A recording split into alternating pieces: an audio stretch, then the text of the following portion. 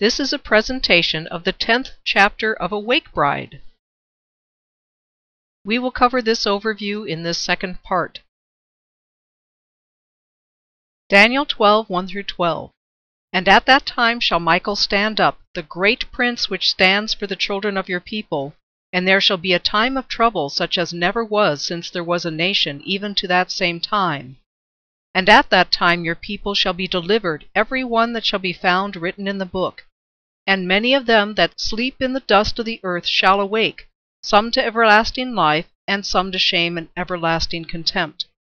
But you, O Daniel, shut up the words and seal the book, even to the time of the end. Many shall run to and fro, and knowledge shall be increased. How long shall it be to the end of these wonders? It shall be for a time, times and a half.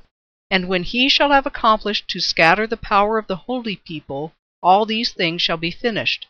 And I heard, but I understood not. Then I said, O my Lord, what shall be the end of these things? And he said, Go your way, Daniel, for the words are closed up and sealed to the time of the end. Many shall be purified and made white, and tried. But the wicked shall do wickedly, and none of the wicked shall understand, but the wise shall understand. And from the time that the daily sacrifice shall be taken away, and the abomination that makes desolate set up, there shall be 1,290 days. Blessed is he that waits and comes to the 1,335 days. Set up is Nathon in Hebrew, meaning many things based upon the root to give. Put, make, bestow, deliver, lay up, perform, place, render, set forth. It is the same as the word place in the second abomination passage in which Antiochus placed a statue of Zeus in the temple. The verses in green signify Christ's second coming and the resurrection of the dead. Those verses marked in brown deal with the time, times, and half a time of the Great Tribulation. Associated with the last abomination are two numbers which we shall see again. Daniel 12:7b. It shall be for a time, times, and a half, and when he shall have accomplished to scatter the power of the holy people, all these things shall be finished. Even after the siege and burning of Jerusalem in 70 AD, Jews still returned to their beloved capital and the remains of the temple. Emperor Hadrian passed laws to undermine Judaism and even outlawed circumcision. Hadrian had an enlarged square platform built on top of Mount Moriah to cover all remains of the temple so that the place of the temple could not be identified. In his 16th year, 132, the Romans built an abomination on the Temple Mount by building a temple to Jupiter, also known as Zeus. The Jews rose up against the Romans, but by the end of the war, 3.5 years later, in 136, the Jews were banished from Jerusalem on pain of death. 580,000 Jews were killed, 45 towns and 985 villages were razed, and thus the land became desolate. Hadrian ceremonially burned the Torah scroll on the Temple Mount. He attempted to erase all memory of Judea by renaming the province Syria Palestina after the Philistines. Hadrian fulfilled Daniel 12:7 as an Antichrist and a foretaste of the Antichrist, the little horn, in Daniel 7:25. Matthew 24:13-22. But he that shall endure to the end, the same shall be saved. And this gospel of the kingdom shall be preached in all the world for a witness to all nations, and then shall the end come.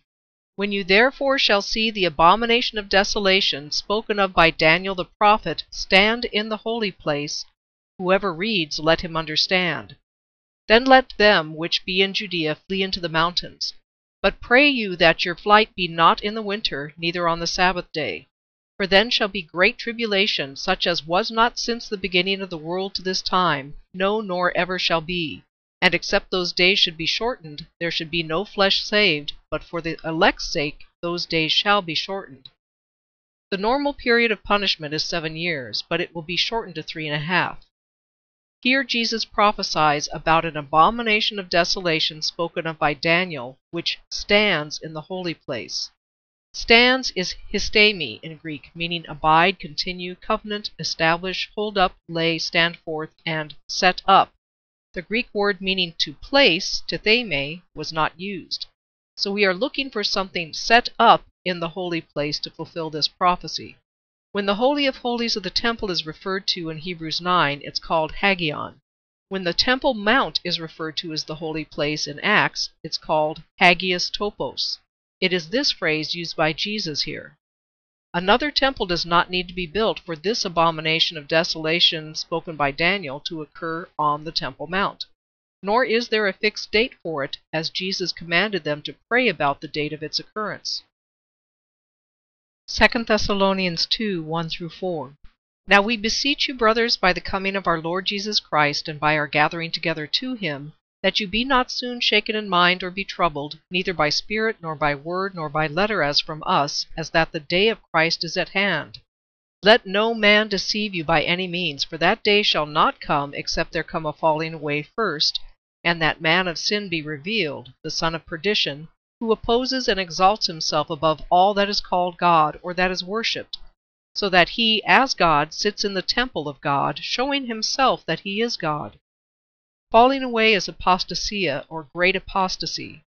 Real Christians have abandoned the truth for lies since the 1800s, and more recently over homosexuality. The temple in Jerusalem was known as Hieron, which is built upon the first part of Jerusalem, which is to teach peace. Hieron is used in the Gospels and Acts, but not here. Instead, it's a common word for dwelling or tent, naos, which could refer to the temple as well as other places, like the shrine of Diana. God is theos, which is also used for pagan gods. Sits infers in authority. The temple does not need to be rebuilt prior to the wicked one proclaiming himself to be God.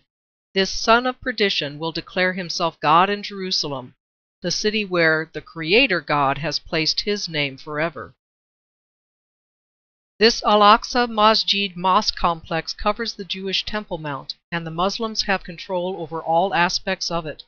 It includes the Al-aqsa Mosque in front and the Dome of the Rock. When I see a postcard with their looming domes, I think, what an abomination. Mark 13:14. But when you shall see the abomination of desolation spoken of by Daniel the prophet standing where it ought not, let him that reads understand. Then let them that be in Judea flee to the mountains. The parallel verse in Mark echoes the same theme, Daniel's abomination of desolation, standing where it ought not. These Muslim shrines should not stand upon God's holy place in Jerusalem, where an angel kept Abraham from slaying his son Isaac, and the destroying angel stopped his plague against Israel during David's reign, and where the first and second temples stood. Psalm 74:2-18. Remember your congregation which you have purchased of old, the rod of your inheritance, which you have redeemed. This Mount Zion, wherein you have dwelled. Lift up your feet to the perpetual desolations, even all that the enemy has done wickedly in the sanctuary. Your enemies roar in the middle of your congregations. They set up their ensigns for signs. A man was famous according as he had lifted up axes on the thick trees. But now they break down the carved work thereof at once with axes and hammers. They have cast fire into your sanctuary. They have defiled by casting down the dwelling place of your name to the ground. They said in their hearts, Let us destroy them together. They have burned up all the synagogues of God in the land. We see not our signs. There is no more any prophet. Neither is there among us any that knows how long. O God, how long shall the adversary reproach? Shall the enemy blaspheme your name forever? For God is my King of old, working salvation in the middle of the earth. You break the heads of the dragons in the waters. You break the heads of Leviathan in pieces, and give him to be meat to the people inhabiting the wilderness. Remember this, that the enemy has reproached, O Lord, and that the foolish people have blasphemed your name.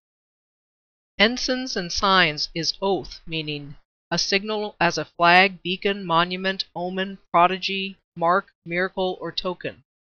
Desolations is Mashua, also meaning destruction. The Muslims have changed the name and purpose of the Temple Mount and placed their golden dome as a beacon of the destruction of Jehovah's presence there. According to Strong's, Leviathan is a symbol of Babylon. After Israel turned over Nablus, Shechem, to the Palestinians, they began to desecrate Joseph's tomb, a carved work, in 1999. Then they painted its dome green for Islam and eventually destroyed it by fire in 2001 in order to erect a mosque in its place.